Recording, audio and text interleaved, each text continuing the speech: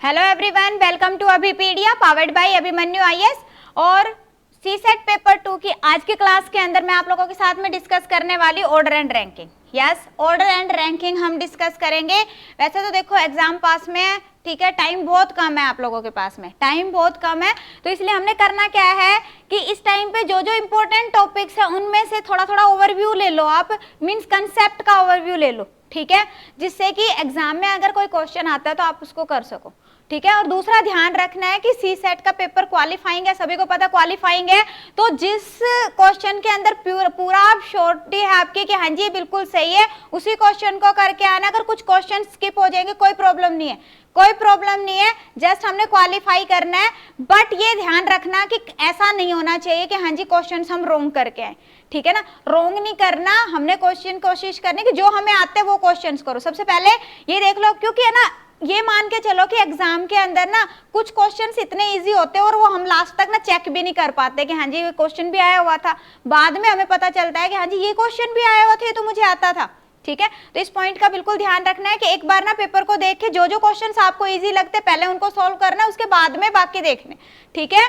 हाँ जी, तो अभी लास्ट टाइम है आपके पास, बिल्कुल ही ये लगा लो कि अब तो रिवीजन का ही टाइम है, तो जो जो अपने पास में सिंपल जो ट्रिक्स हैं, जो भी आपने अभी तक करी है हर एक टॉपिक के अंदर से, तो उनको एक बार रिवाइज कर लो आप लोग, ठीक है। और जो प्रीवियस ईयर के है, प्रीवियस ईयर के कुछ क्वेश्चन जितने भी है उनको आप रिवाइज कर लो, क्योंकि उसी तरह के क्वेश्चन बार बार रिपीट होते हैं। तो आज की क्लास के अंदर मैं ऑर्डर एंड रैंकिंग करवा रही हूँ आपको। ऑर्डर एंड रैंकिंग काफी इंपॉर्टेंट है, हर बार पेपर में क्वेश्चन आ जाते हैं, कई बार ऑर्डरिंग पे आ जाते हैं, कई बार रैंकिंग पे आ जाता है, तो दोनों टाइप्स में अभी यहाँ पे अभी डिस्कस करूंगी, तो दोनों को ध्यान से समझना है, ओके। तो देखिए,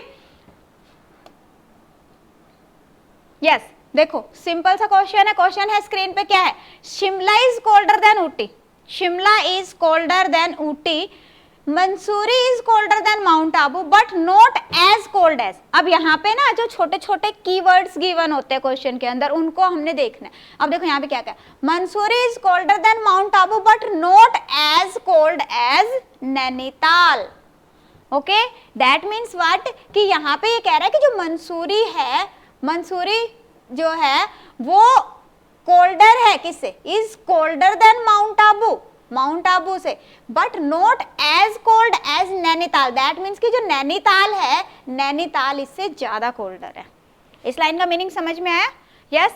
अब उसके बाद देखो क्या कह रहे हैं, yes, Darjeeling is colder than Shimla, Darjeeling is colder than Shimla. और यहाँ पे एक शिमला के लिए भी हमारे पास में लाइन थी, Shimla is colder than Ooty, Shimla is colder than Ooty, okay. और यहाँ पे क्या है, Darjeeling is colder than Shimla, Darjeeling colder है किससे, शिमला से भी, ये हमें गिवन है, बट नॉट कोल्डेस्ट। बट ये क्या है, कह रहा है कोल्डेस्ट नहीं है, क्या कह रहा है, कोल्डेस्ट नहीं है। डन।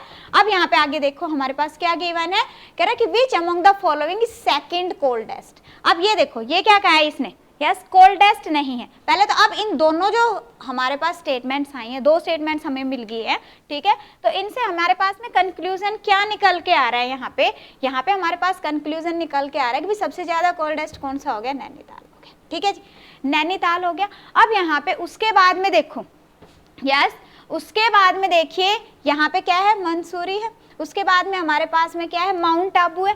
अब यहाँ पे देहरादून के लिए उसने क्या कहा है, देहरादून के लिए उसने क्या कहा है कि कोल्डेस्ट नहीं है, कोल्डेस्ट नहीं है, ठीक है। दैट मीन्स व्हाट, कि जो देहरादून है वो माउंट आबू के बाद में आएगा, माउंट आबू के बाद में आएगा, ठीक है। तो ये यहाँ पे इस तरह से बन गया हमारे पास में, हाँ जी। अगर मैं देखूँ तो यहाँ पे आ जाएगा आपके पास में देहरादून, दोनों को अगर हम कंबाइन करते हैं इस वाली स्टेटमेंट को इसके साथ में, तो ये आ जाएगा यहाँ पे, और उसके बाद आ गया अपने पास शिमला, और उसके बाद आपके पास आ गया ऊटी।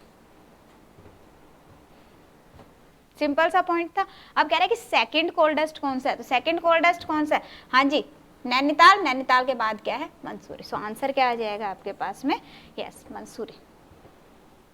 बिल्कुल क्लियर है? देखो बिल्कुल सिंपल सा क्वेश्चन, इस तरह के क्वेश्चंस ना बस थोड़ा सा ध्यान रखना है हमने कि कुछ कीवर्ड्स गिवन होते हैं उनका हमने ध्यान रखना है। यहाँ पे देखो कीवर्ड क्या था, ओनली ऊटी, ओनली ऊटी, मतलब कि ये इसके बाद में कुछ नहीं आ सकता, ओनली का है ना, सिर्फ ऊटी से ही शिमला हुआ है, तो यहाँ पे इसका मतलब है कि हम इसको इसके बाद में नहीं प्लेस कर सकते, ठीक है, तो इन कीवर्ड्स को पकड़ना है हमने, और जो भी इस तरह का क्वेश्चन आएगा ना वो कीवर्ड से ही सॉल्व हो जाएगा आपका डायरेक्ट।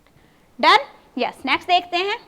नेक्स्ट क्वेश्चन देखो क्या कह रहा है कि अब ऐसा भी होता है एग्जाम के अंदर कि क्वेश्चंस जो गिवन है आपको, तो वो क्वेश्चंस के लिए कुछ एक स्टेटमेंट्स गिवन है, ठीक है। अब उस पर कई बार 2 से 3 क्वेश्चन भी आ जाते हैं, तो ये और भी ज़्यादा अच्छा हो गया आपके लिए अगर इस तरह से आ जाता है तो, ठीक है। तो उसके लिए क्या करना, पहले हमने जो भी डायरेक्शंस गिवन है, कुछ स्टेटमेंट्स गिवन है, उसके अकॉर्डिंग उसको सोल्व कर लेना है और उसके बाद क्वेश्चंस को सोल्व करना है, ठीक है। अब यहाँ पे देखो क्या, there are 7 childrens ABCDEFG who secured different marks in class test, अलग अलग उसके मार्क्स आए हैं, ठीक है।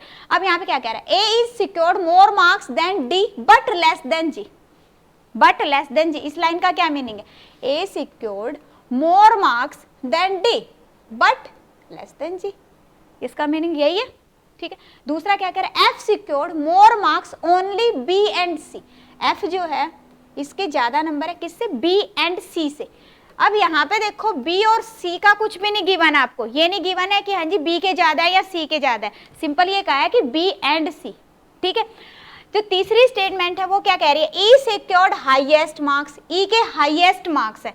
अब यहाँ पे देखो, यहाँ पे था ओनली, ओनली मतलब क्या है कि ये जो है आपकी, ठीक है ना, ये लास्ट में आएगी, इसके बाद में कुछ नहीं आ सकता, ठीक है। और यहाँ पे कह रहा है कि E के हाईएस्ट मार्क्स हैं, तो E के हाईएस्ट है, दैट मीन्स कि इन सब में से सबसे ज्यादा किसके आएंगे, E के।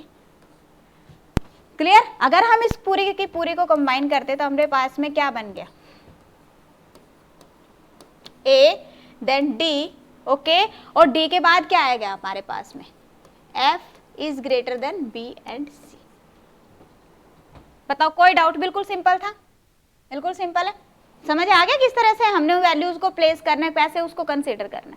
अब उसके बाद में यहाँ पे देखो क्या करे, the one who secured the second lowest mark, जिसके सेकंड लोवेस्ट मार्क। अब देखो सेकंड लोवेस्ट पे मुझे नहीं पता कि हाँ जी B के है या C के, बट है यहीं पे, पोजीशन तो यही रहेगी ना, पोजीशन तो यही रहेगी, अभी हमें नहीं पता बट पोजीशन ये रहेगी। अब यहाँ पे क्या कह रहा है कि या तो ऐसा हो सकता है CB या फिर हो सकता है BC, अभी हमें नहीं पता, हमने जस्ट एज इट इज लिख दिया उसको।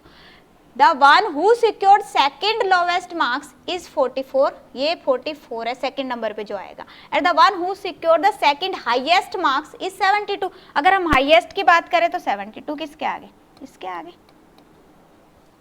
ओके। अब क्या गिवन है, इफ B सिक्योर्ड, अब क्वेश्चन दिया हुआ है आपको क्या, if B secured 8 marks more than C, B के ज्यादा है 8 मार्क्स C से, दैट मीन्स व्हाट, कि हमें कंफर्म हो गया कि ये ऐसे है, कंफर्मेशन हो गया। और कितने मार्क्स ज्यादा है इसके, 8 मार्क्स ज्यादा है, देन C के कितने, अगर इसके 8 मार्क्स ज्यादा है तो C के कितने, इससे 8 कम है, 8 कम है, दैट मीन्स कि C के कितने हो गए फिर 36 हो गए। हाँ जी बताइए, कोई डाउट किसी को, कोई भी डाउट इस क्वेश्चन के अंदर, बिल्कुल क्लियर है। तो आंसर क्या आ जाएगा आपके पास में, option B 36 will be the correct answer, okay, yes. Next देखते हैं हम। अब नेक्स्ट देखो क्या है, if G secure 20 more marks, पहले तो हम जो हमारी सीक्वेंस बनी है वो देखते, सीक्वेंस क्या थी, EG AD FBC, क्या थी, यस बेटा क्या है, EG AD FBC, यही सीक्वेंस है हमारे, यस यही ऑर्डर बना था, यही ऑर्डर बना था हमारा। अब साथ में ही क्या कह रहा है, if G secure 20 MOOCs marks, अब यहाँ पे G के मार्क्स कितने थे, अभी हमने चेक किया, G 72 है और B 44 है, G है 72 एंड B इज 44। अब देखते हैं, if G secure 20 more marks than F, F से 20 ज्यादा है, दैट मीन्स कि जो F है, F के मार्क्स कितने हुए बेटा, F के मार्क्स कितने हो जाएंगे, 20 कम हो गए, कम हो गए, दैट मीन्स कि कितने हो गए, 52 हो गए। हाँ जी, F के मार्क्स कितने हो गए, 52 हो गए, ये पॉइंट क्लियर हो गया। उसने कहा है यहाँ पे क्या कह रहा है कि G secure 20 marks more than, अगर G के 20 ज्यादा है दैट मीन्स कि F के 20 लेस है दैट मीन्स कि हमने 20 माइनस कर दिया, then what will be the expected marks of A and D respectively, A और D के मार्क्स कितने होंगे, ठीक है। अब अगर यहाँ पे हम देखें तो इनके मार्क्स किन के दो के बीच में लाई करेंगे, या 72 और 52 के बीच में लाई करेंगे। अगर अब हम ऑप्शन देखें तो ऑप्शन के अंदर इन दोनों के बीच में कौन सी दो वैल्यूज है, एक तो ये वाली वैल्यू है, ठीक है, और एक हमारे पास में ये वाली वैल्यू। अगर ये देखें हम तो ये तो 50 से कम हो गया, ये 52 से लेस हो गया, ठीक है, और यहाँ पे अपने पास में ये वाली वैल्यू भी बीच में लाई कर रही है, ठीक है। अब देखो बट यहाँ पे हमने ध्यान क्या रखना है कि ए की वैल्यू ज्यादा होनी चाहिए किससे, डी से। अब ए की वैल्यू ज्यादा है डी से, किस केस के अंदर आ रही है, इसी के अंदर आ रही है, तो क्या आ जाएगा अपने पास में, यस वैल्यूज क्या आ जाएंगे आपके पास 68 एंड 56। हाँ जी बताओ, कोई डाउट, क्लियर सभी को, ओके। नेक्स्ट देखते हैं, नेक्स्ट क्वेश्चन देखो। हाँ जी ऑर्डरिंग का क्वेश्चन था, ऑर्डरिंग के अभी हमने 2 क्वेश्चन किए, आई होप सभी को क्लियर है। अभी रैंकिंग का क्वेश्चन करते, क्या है, कह रहे in a row where all are facing north, all are facing north, north facing है, ठीक है। Priya is 15th from left, left से मतलब कि इधर से, Priya is 15th from left and Garima is 19th from right, और गरिमा क्या है 19th है कब, राइट से, ओके।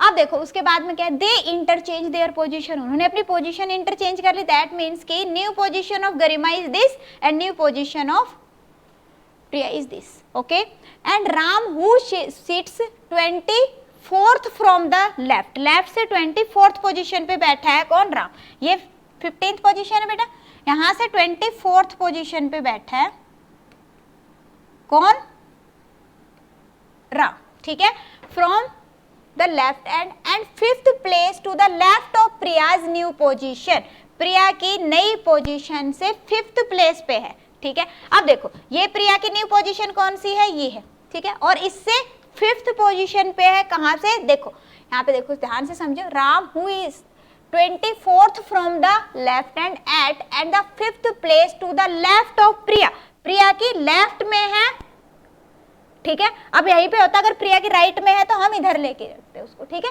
तो अब ये लेफ्ट में है, अब यहाँ से 5th प्लेस कह रहा है, तो देखो 5th अगर मैं देखूं तो 1 2 3 4 और ये होगी 5th पोजीशन, 5th पोजीशन होगी, ठीक है। तो अब यहाँ पे क्वेश्चन क्या है आपके पास, how many person were there in the row, तो बताओ रो के अंदर टोटल कितने लोग हैं, हाँ जी क्वेश्चन क्या है कि रो के अंदर कितने लोग हैं। अब देखो अगर मैं देखूं ये यहां तक राम तक, तो कितने लोग हो गए 24 हो गए, बीच में ये कितने लोग हैं 4, और ये इधर कितने हैं 19, सभी को आप ऐड कर लो, ऐड करेंगे अपने पास में आंसर आ जाएगा। ये कितना हो गया आपके पास में, yes this is 23 and 24, this is 47, so answer will be 47। हाँ जी बताइए, कोई डाउट इसमें, बिल्कुल क्लियर है क्वेश्चन, हाँ जी कोई डाउट इसके अंदर किसी भी स्टूडेंट को, डन। नेक्स्ट देखते हैं, नेक्स्ट क्वेश्चन देखो, अगेन रैंकिंग का क्वेश्चन है, क्या है, during a prize distribution ceremony Vikram was 9th from left, Vikram was 9th from left. अगर आपके पास में पोजीशन गिवन नहीं है लेफ्ट नॉर्थ साउथ, तो हम यही कंसीडर करके चलते हैं, नॉर्थ से मींस कि हमारा जो लेफ्ट है उसको हम लेफ्ट कंसीडर करेंगे और जो हमारा राइट है उसको राइट कंसीडर करोगे, ओके। तो यहाँ पे यही कहा है इसने, क्या है क्वेश्चन आपके पास में,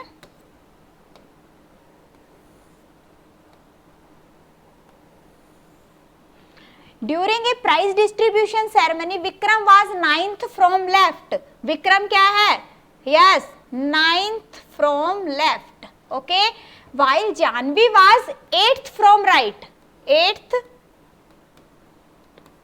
from right, okay. Next given is if Hariom was 13th from the left hand, 13th from the left hand and was exactly in the middle of Vikram and Janvi, यहाँ पे इन दोनों के बिल्कुल बीच में कौन है, हरिओम है, ठीक है, हरिओम बीच में है और वो क्या कह रहा है कि दोनों के बिल्कुल बीच में, और इसकी पोजीशन क्या है 13th from the left, 13th from the left, कौन सी पोजीशन 13th लेफ्ट से है, ठीक है। Now the question is what कि exactly middle of the Vikram, then what was the total number of people in front row, हाँ जी total number of people find out करने, करिए कोशिश। मिडल पोजीशन में अब देखो ये क्या है 13th पोजीशन में, देखो 9th 10th 11th 12th, simple सी बात है 13th पे तो ये आ गया, दैट मीन्स कि बीच में तो 3, यहाँ पे तो 3 लोग यहाँ पे भी होंगे, क्लियर। अब टोटल नंबर ऑफ पर्सन देखो तो यहाँ तक विक्रम तक ये कितने हो गए हमारे पास में 9, ये बीच में कितने 3 और 3 6 और एक बीच में खुद हरिओम हो गया, दैट मीन्स कि कितने हो गए 7, ठीक है। यहाँ पे कितने हैं 8, हाँ जी बताओ, क्लियर है ये वाला पॉइंट। सो आंसर क्या आ जाएगा आपके पास में 24 आ जाएगा।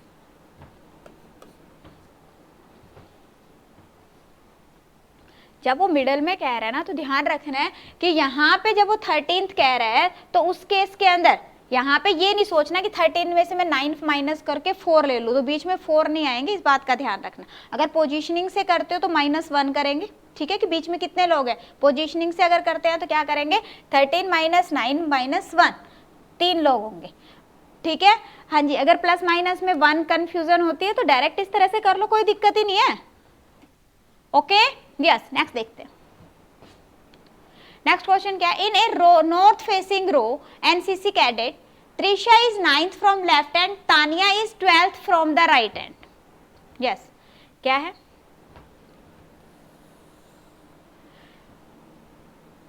Trisha is 9th from the left hand, 9th है कौन Trisha from left hand and Tania Tina is 12th from the right hand, तो टीना है दैट इज 12th कहां से राइट से, डन, ये राइट से 12th है और ये लेफ्ट से 9th है। Now given that there are 5 cadets between Trisha and Tania which is equal to the number of cadets between Tania and Tina, Tania and Tina, that means यहाँ पे एक और पर्सन है तानिया, ठीक है, कौन है तानिया, एंड गिवन इज कि कितने कैडेट्स है बीच में 5 है between Trisha and Tania, that means कि यहाँ पे 5 है 1 2 3 4 5, ठीक है। और कह रहा है कि इतने ही कैडेट्स किसने तानिया और टीना के बीच में, दैट मीन्स कि इधर भी 5 होंगे, सिंपल सी बात है। और ये कहाँ पे है बीच में। अब बताओ कह रहा है कि टोटल कितने, तो बिल्कुल उसी तरह का क्वेश्चन है, यहाँ तक कितने हो गए 9, ठीक है, बीच में कितने 5 इधर और एक बीच में कितना हो गया 11, ओके, और इधर से कितने हो गए आपके पास में 12, क्लियर, कितना हो गया total, this is 32, so answer will be 32। हाँ जी बताइए, क्लियर। तो जब भी अगर इस तरह का क्वेश्चन आता है आई होप कर लेंगे सभी, ओके। तो नेक्स्ट देखते हैं हम, यस, नेक्स्ट क्वेश्चन है the position of how many digits. अब थोड़ा सा डिफरेंट टाइप का क्वेश्चन मैं आपको बता रही हूँ कि इस तरह के क्वेश्चंस भी आ जाते हैं। क्या है कि in how many the position of how many digits in a number this will remain same when the first half and second half of the digits are arranged in ascending order separately। अब question में second half first half आ जाता है, exchange आ जाता है, ठीक है, पूरा complete का कंप्लीट आ जाता है कि पूरे को आपने असेंडिंग ऑर्डर में लगाना है, डिसेंडिंग ऑर्डर में लगाना है, ठीक है। तो जस्ट एक बार कंसेप्ट समझ लो, फिर जैसा भी आएगा कर लोगे आप, ठीक है। देखो क्या है 2 4 5 1 4 7, दिस इज 1, ठीक है, 7 9 6 3 8, ओके, पूरा हो गया। हाँ जी, तो अब यहाँ पे देखो हमारे पास में कितने डिजिट्स हैं, yes there are 10 digits, half कर लिया हमने, हाफ कर लिया। क्या कहा गया क्वेश्चन के अंदर, when the first half and second half of the digits are arranged in ascending order separately मतलब कि ऐसे नहीं है कि हाँ जी 1 ले लेंगे 2 ले लेंगे और फिर ये वाला 3 हम यूज कर लेंगे, नहीं, इसको अलग से असेंडिंग ऑर्डर में लिखना है, इसको अलग से असेंडिंग ऑर्डर में लिखना है, ठीक है। तो यहाँ पे वैल्यूज देखो क्या आ जाएगी, ये हो जाएगा 1 2 4 4 5, ओके। और अगर इसको हम असेंडिंग में लिखते हैं तो क्या आ जाएगी वैल्यू 3 6 7 8 एंड 9, ओके। अब क्वेश्चन क्या है कि बताओ कितने की पोजीशन सेम रहती है, देखो किसी की भी सेम नहीं है, कोई भी नहीं है, दैट मीन्स क्या आ जाएगा नो वन, ओके। तो आंसर आ जाएगा हमारे पास में नन। अब एक पॉइंट और यहाँ पे ध्यान रखने वाला है कि हमारे ऑप्शंस के अंदर 2 है, क्या एक नन है, एक है none of these, none and none of these, तो कंफ्यूज नहीं होना। नन मतलब 0, नन का मतलब क्या होता है आपके पास में 0, नन ऑफ दीज मतलब कि जो हमारे पास में ऑप्शंस गिवन है ना, उन ऑप्शंस में से कोई भी नहीं है। नन ऑफ दीज मतलब क्या है कि जो ऑप्शंस गिवन है उसमें से कोई नहीं है, ठीक है। यस, नेक्स्ट देखें फिर। यस, नेक्स्ट क्वेश्चन देखो, Vir Das ranks 7th from the top and 28th from bottom, ठीक है। हाँ जी, एक साइड से उसकी पोजीशन क्या है 7th है और दूसरी साइड से कितनी है 28th है। Then how many students are there in the class. तो जब भी इस तरह का क्वेश्चन आता है, तो जब भी एक सिंगल पर्सन की पोजीशन दोनों साइड से गिवन है, सिंगल पर्सन की पोजीशन दोनों साइड से गिवन है, तो कैसे फाइंड आउट करोगे टोटल नंबर ऑफ पर्सन, दोनों को ऐड करोगे पोजीशंस को और -1 करना है। तो यहाँ पे क्या आ जाएगा हमारे पास 7 + 28 -1, ओके। तो ये आ जाएगा आपके पास में 34। कब करना है हमने -1, जब एक पर्टिकुलर पर्सन की पोजीशन हमारे पास में यहाँ से भी वीरदास की पोजीशन गिवन है, क्या इधर से हमारे पास में 7th और अगर इधर से देखें तो क्या कह रहा है 28th। तो हम माइनस क्यों कर रहे हैं, क्योंकि ये जो वीरदास है ये दोनों बार ही ले लिया हमने, इधर से 7th कहा तब भी उसको कंसीडर कर लिया और जब इधर से 28th कहा तब भी उसको कंसीडर कर लिया। पर्सन तो एक ही है, उसको 2 बार थोड़ी ना लेंगे, तो इसलिए जब टोटलिंग फाइंड आउट करनी है तो उस केस में क्या करोगे, एक माइनस कर दोगे, ओके। यस, नेक्स्ट देखते हैं। नेक्स्ट देखो क्या, x reached the destination before y, x reached the destination before y, u and w, z reached the destination before x and w, however y reached the destination, only one other person was left to reach, who reached the destination last। कह रहा last में कौन पहुंचा है, ठीक है। तो अब देखो इस तरह के क्वेश्चन के अंदर एक तो तरीका क्या है, सीक्वेंस बना लो, एक तरीका क्या है सीक्वेंस बना लो, दूसरा ये है कि जी ऑप्शंस को माइंड में लेके चलो, ठीक है। अब उसने कहा कि लास्ट में कौन पहुंचा, अब यहाँ पे देखो क्या कह रहा है, x reached the destination before y, u and z, that means कि ये तो पहले पहुंचा है तो ये तो नहीं हो सकता, नहीं हो सकता। दूसरा क्या कहा है, z reached the destination before x, z x से पहले पहुंचा और w से भी पहुंचा, दैट मीन्स कि x भी नहीं हो सकता, ठीक है ना। अब यहाँ पे सॉरी z भी नहीं हो सकता। अब कह रहा है कि however y reached the destination, only one other person was left, one other person, एक पर्सन बचा था, कह रहा है कि तब पहुंचा है, ठीक है।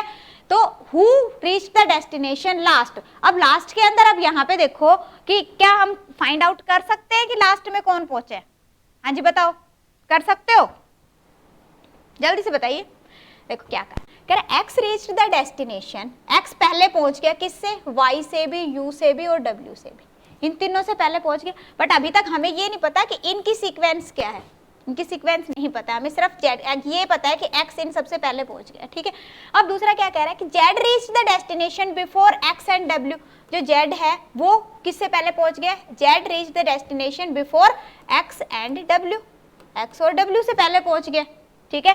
मीन्स कि ये जो z है ये इससे पहले पहुंचे है तो z यहाँ पे आएगा, ये तो हमें कंफर्म हो गया, ठीक है। बट ये जो w है, w यहाँ पे कहाँ आएगा ये हमें नहीं पता, w यहाँ पे भी आ सकता है, w यहाँ पे भी आ सकता है, w यहाँ पे भी आ सकता है, ठीक है।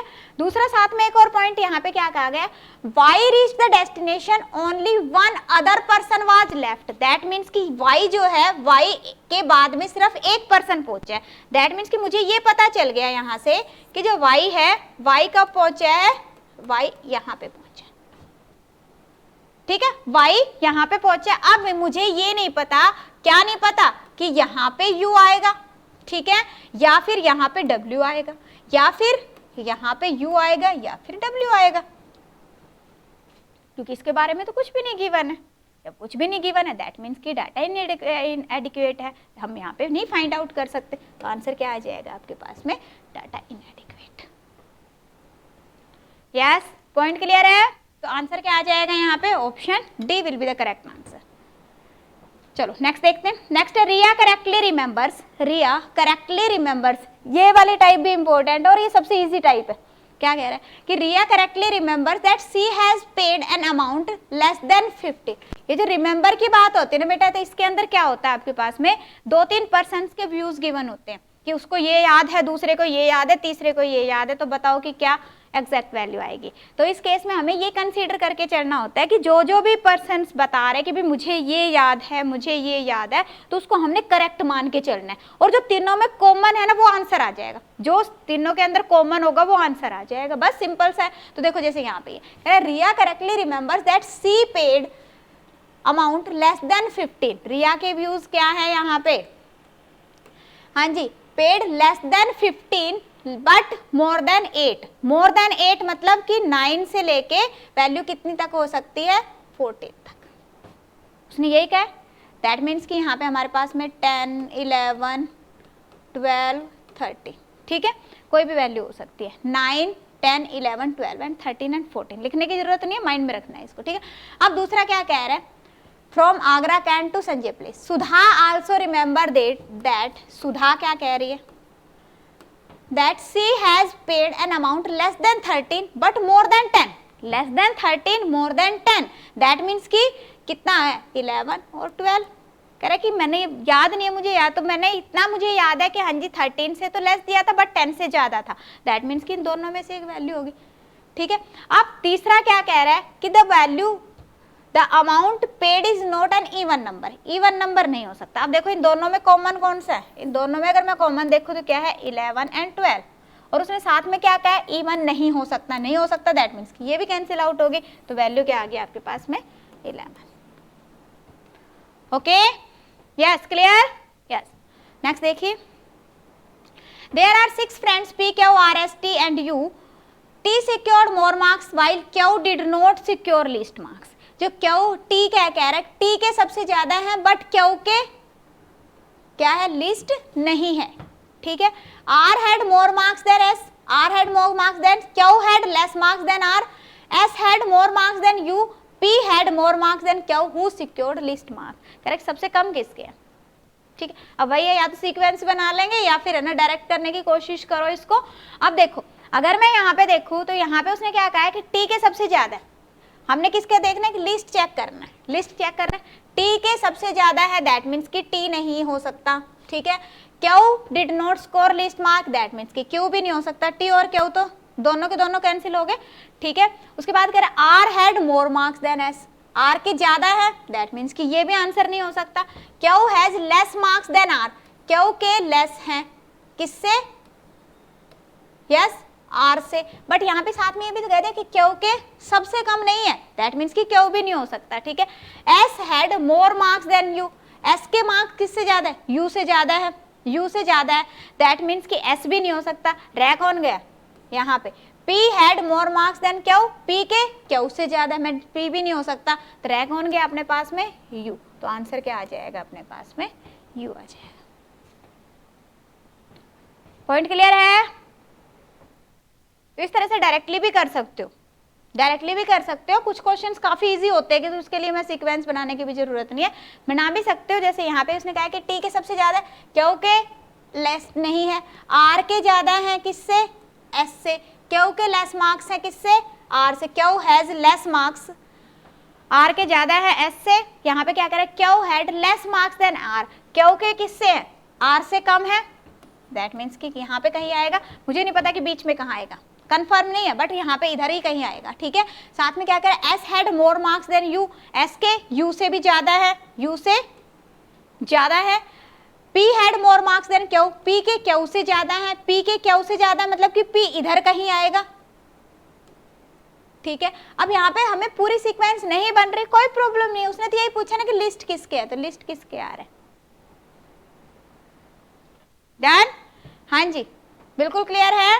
यहाँ पे T के उसने सबसे ज्यादा, लास्ट में तो उसने पूछा ही नहीं, तो इसलिए T का हमें लगाने की जरूरत ही नहीं है, डन, यस।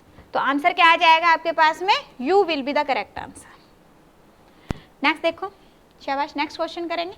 नेक्स्ट क्वेश्चन क्या है, 75 people run a race, Sonu stood 13th from the first and Monu stood 25th from last, how many people stood between Sonu and Monu, yes, बिल्कुल इजी क्वेश्चन है, बताओ कितने लोग है, कह रहा है सोनू और मोनू के बीच में, करिए ट्राई, कितने लोग हैं, क्या है, 13th, सोनू जो है वो का है 13th फ्रॉम फर्स्ट, ठीक है, और मोनू का है 25th from last, how many people stood between Sonu and Monu, अब टोटल कितने, 75 है, सीधी सी बात है, बीच में कितने लोग होंगे, ये 13 माइनस कर देंगे और ये 25 भी माइनस कर देंगे, बचे हुए लोग कौन से हो जाएंगे, जो बीच में खड़े, सिंपल। तो ये यहाँ पे अपने पास में वैल्यू क्या आ जाएगी, this is 37, so 37 will be the correct answer. हाँ जी बताइए।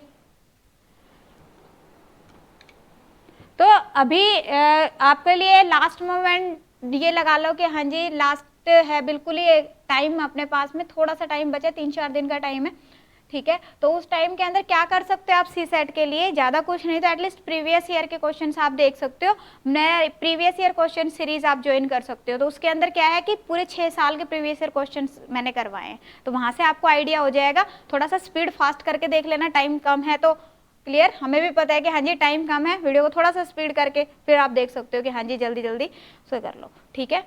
हाँ जी, एक और बहुत मोस्ट इंपॉर्टेंट थिंग क्या है कि आपने नंबर सिस्टम जो है वो अच्छे से कर लेना है। यस, नंबर सिस्टम अच्छे से कर लेना है, क्योंकि अगर मैं पिछला बताऊं तो आपको भी पता है कि हाँ जी 13 क्वेश्चन आए हुए थे नंबर सिस्टम में से, ठीक है। तो number system most important topic है सी सेट पॉइंट ऑफ व्यू से, तो नंबर सिस्टम के सारे कंसेप्ट अच्छे से कर लेना है।